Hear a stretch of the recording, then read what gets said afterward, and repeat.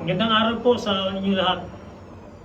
Dito po sa video ito ay ituturo ko sa inyo ano ba ang pinaka-the best na exercise na gagawin ng isang tao, lalo na yung mga may edad na napakaganda po para po sa kanilang vitality o yung overall na kalusugan natin. Tayo mga matatanda na o may edad na ay nahihirapan na po makipagsabayan dun sa mga taong mas bata sa atin na pumupunta po sa gym talaga para po sila ay makapagpalakas ng kanilang katawan. Ayan, to stay healthy po. Dito po sa likod ng bahay ko, meron akong mga konting gamit dito dahil nahilig din po tayo dyan sa pagpapalakas ng katawan.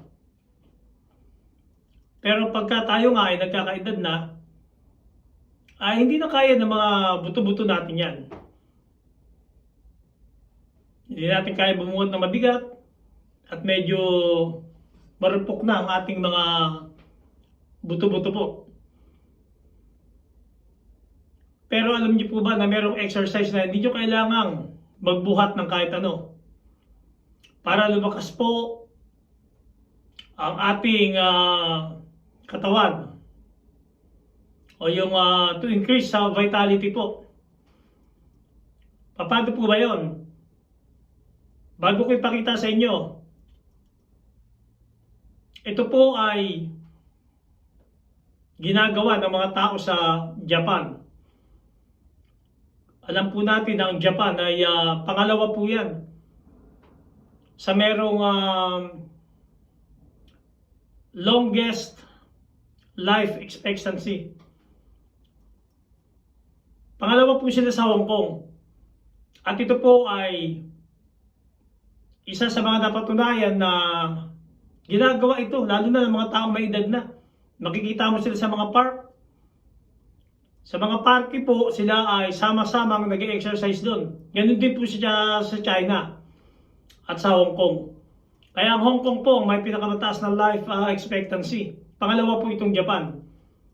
So kung di po ako nagkakamali, nasa 85.2 or 3 ang life expectancy po ng Japan. At ang Hong Kong naman po ay 85.29 or 85.30, mga ganyan po. Sipin niyo po yun.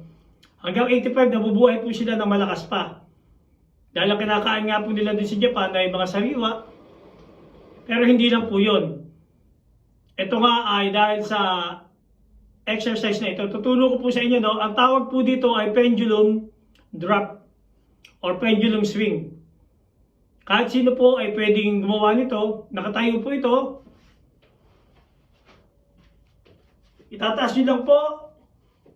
Lagi pong yung katawan nyo diretso, taas pong baba. Idiretso nyo po itong kamay nyo, pantay sa balikat. Pag ganyan. Malambot lang po, malambot. Pag ganyan. Pagdating sa taas, i-drop nyo lang. Huwag nyo ibabagsak ha, ihayaan nyo siyang bumagsak. Ganyan po ang galaw ng pendulum eh. Bagsak, taas, bagsak, bagsak. Ganyan lang po. Pakikita nyo po yan na ginagawa ng mga may edad na dun sa kanila, sa Japan o sa China. Nasa park po sila, sama-samang kumikilos yan, ganyan lang.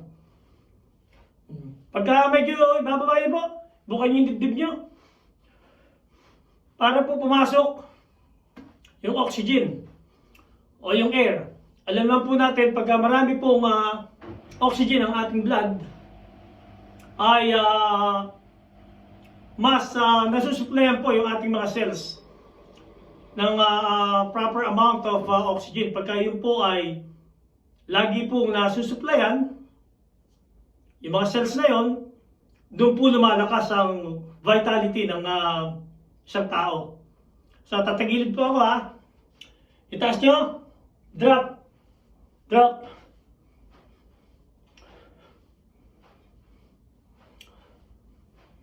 Yung iba po, pag ginawa nila yan, ay pagdating ng panlima, 2, 3, 4, 5, umuupo po sila. Pagdating ng pang-10, diretso lang po. Basta pang-5 po, uupo sila. Sinasabayan po nila. Para po meron sila exercise sa legs. Pero po itong pendulum drop o pendulum swing exercise ay proven po ito na nakakatulong lalo na sa mga tao may edad na hindi na po kayang magbuhat ng mabigat. Tandaan po natin, hindi po natin kailangan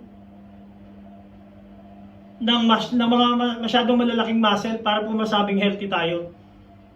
Meron pong mataba, pero healthy po yun dahil may payat na marami pong sakit.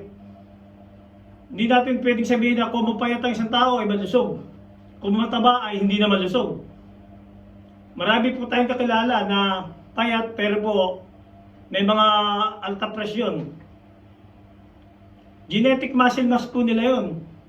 Hindi po lahat ng payat, tandaan po natin, hindi po lahat ng payat ay healthy at hindi lahat ng mataba ay hindi healthy. Nasa loob po natin ang ating kalusugan, hindi po yan nakikita sa panglabas. Kala natin, porket malalaking muscle malusog na o malakas na. Tandaan po natin, may kahoy na pagka kinatok nyo, wala na pong laman ng loob. Inaanay na pala. Huwag tayo pong titingin sa panglabas. Ang ating pong kalusugan ay nasa loob po yan. Within the body po. Wala pong nakakakita niyan pero nararamdaman na may-ari na katawan. Gawin niyo po itong pendulum swing o pendulum drop. 30 minutes lang po a day. Hindi niyo kailangan lumabas na bahay. Taas baba niyo lang po yan. Drop. Taas. Drop. Huwag niyo po ibabagsak. Hayaan niyo siyang bumagsak. Ganyan po gumalaw ang pendulum Kung nakakita na kayo noon, di ba? Ganyan po gumalaw. Ano po yan, gumagalaw na lang siyang bigla. Back and forth po. Huwag niyo na po papersahin. At inom po kayo lagi ng maraming tubig. So tandaan po natin, 30 minutes a day. Pendulum drop exercise. Yung pang-5 po, pag-drop nyo, upo rin kayo. Pag-panik nyo, pag-tayo nyo, ganito nyo rin sasabay yung pagtaas ng kamay nyo. Para po yan sa mga tao may edad na wala tayong extra money po para pambayad sa gym at marurupok na po ang ating mga buto-buto. Pero pwede rin po itong gawin ng mga mas bata pa dahil kung maumpisahan po natin ng bata pa po tayo, itong exercise na ito ay lalo po makakatulong po sa atin in the future po. Kasi tandaan po natin na inuulit ko, hindi nakikita po sa labas ng katawan natin ang ating kalusugan pero nadadama po natin yun. Hindi natin kailangan maging muscle man para magmukha tayong healthy po. At itong exercise na ito ay malaki po ang maitutulong po dito sa inyo. Lalo na sa ating mga may edad na. Yun lamang po at sana po ay patuloy kayong sumubaybay dito sa aming channel. Marami pa po kaming tuturo sa inyo.